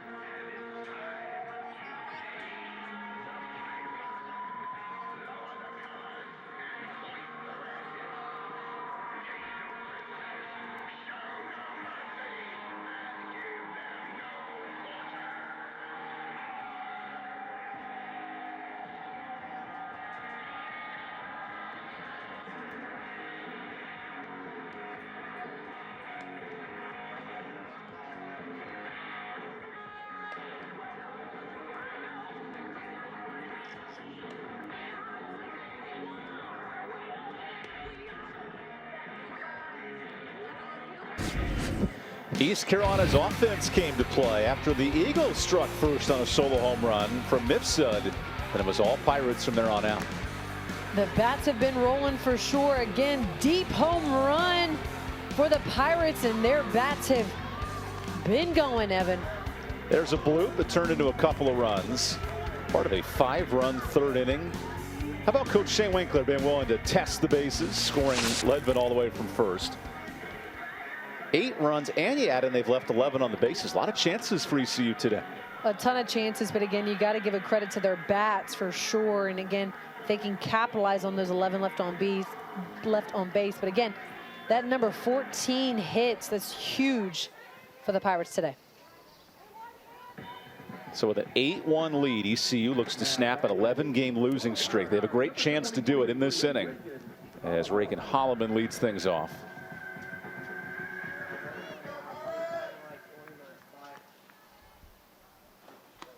Holloman attacks the first pitch and perfectly positioned. There's Porter. I tell you, NC Central scouting department, they've been on point. Every outfielder is in a great spot. They have. They've done a great job getting those sure outs when they can, even from some solid hits.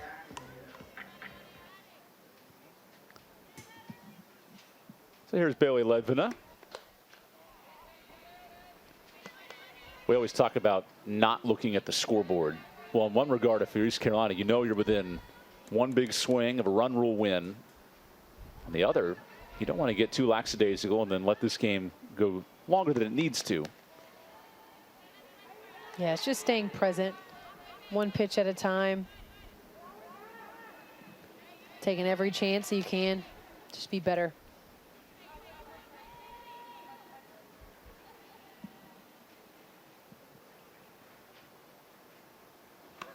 Eubanks misses up and inside. She could not get it out in the first. Has re-entered and escaped another 2 runners on.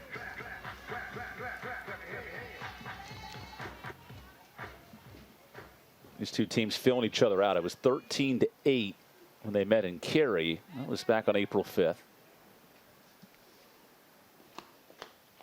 And East Carolina's pitching staff has done a nice job of slowing down this Eagles offense.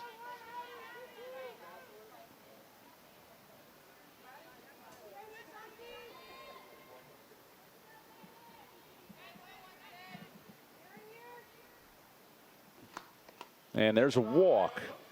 So the possible game-winning runner is on here with 1 out in the 6th.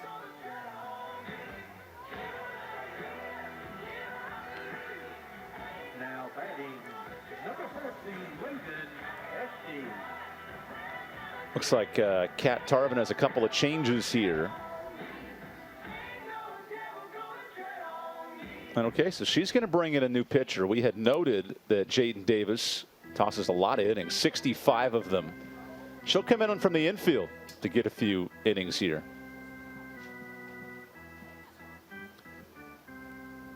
So we asked her about Jaden Davis, and Coach Tarvin loved her ability to work in any situation, any moment.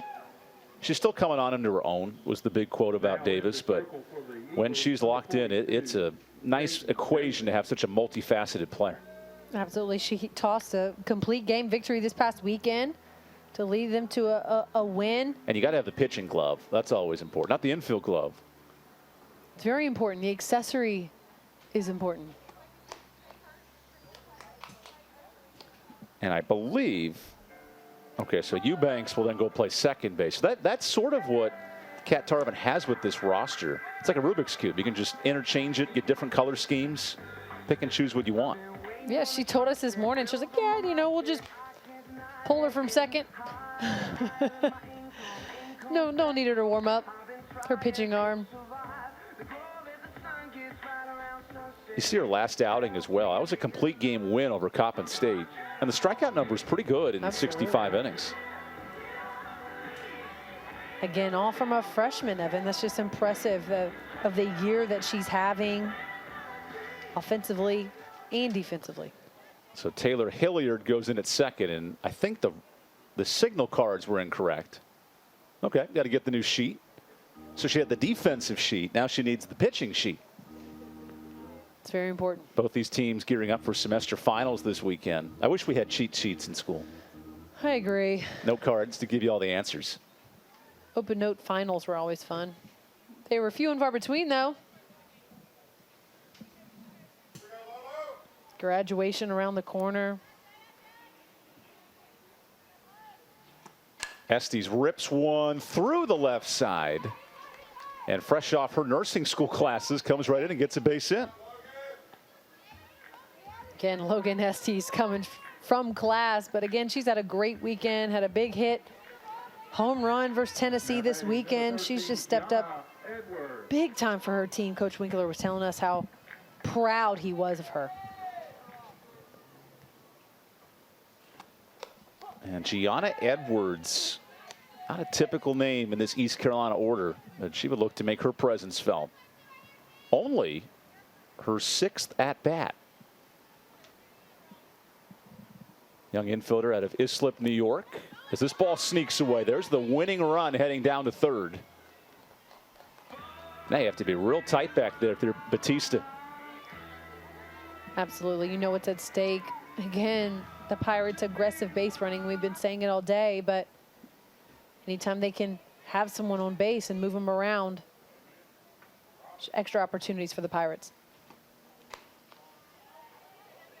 Edwards and Garner, the next two up for Shane Winkler's offense. The Pirates have not scored double figures. You have to go back to the game against NC Central, April 5th. So love to join the party here. And Edwards misses for 2-2.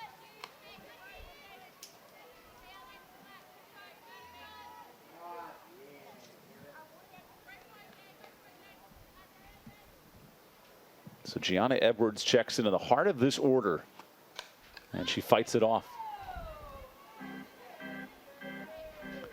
It's been a long time since East Carolina's first win, and it would say something where a player who has 6 at-bats this year could step up and win the game. Could close it out for him. This is, again, huge opportunity for Davis. 2 runners on, clutch at bat. And that is called ball 3, so it loads the count.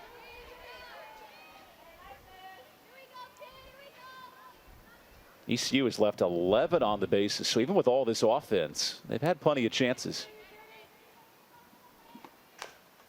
Edwards just hits that foul. Because any run that scores, if Ledvin gets to the plate, that's the game. With the run rule, 8 runs after 5. Central knows it, East Carolina knows it, and that's why the infield's all the way in.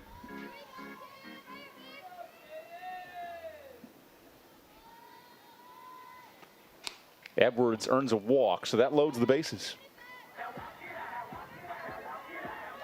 Again, freshman pitcher. This is tough for Jaden Davis. Again, bases loaded, 1 out. They've got to get the sure out here. So Chanley Garner could win it for ECU. And this might do it. Fly ball into right field. Porter is playing in. That's a catch. Ledvina tags, and ECU jumps ahead by 8. And that's the run rule. So the 11-game losing streak over for East Carolina. A game-winning sacrifice fly. Maybe not the dramatics of a walk-off win, but it gets the job done for ECU. Again, 15 hits for the Pirates, which is a huge victory and a huge night for them going into a conference, Wichita State, this weekend. East Carolina wins both matchups in the series against NC Central. How about 15 hits for the Pirates today? Little hacky sack early. We beat the wet weather, and the offenses came to play. For Brittany Hoyt, I'm Evan Budrovich saying good night from Greenville, North Carolina. Taylor Woodring's home run kick-started a 9-run outburst as the Pirates take it by 8.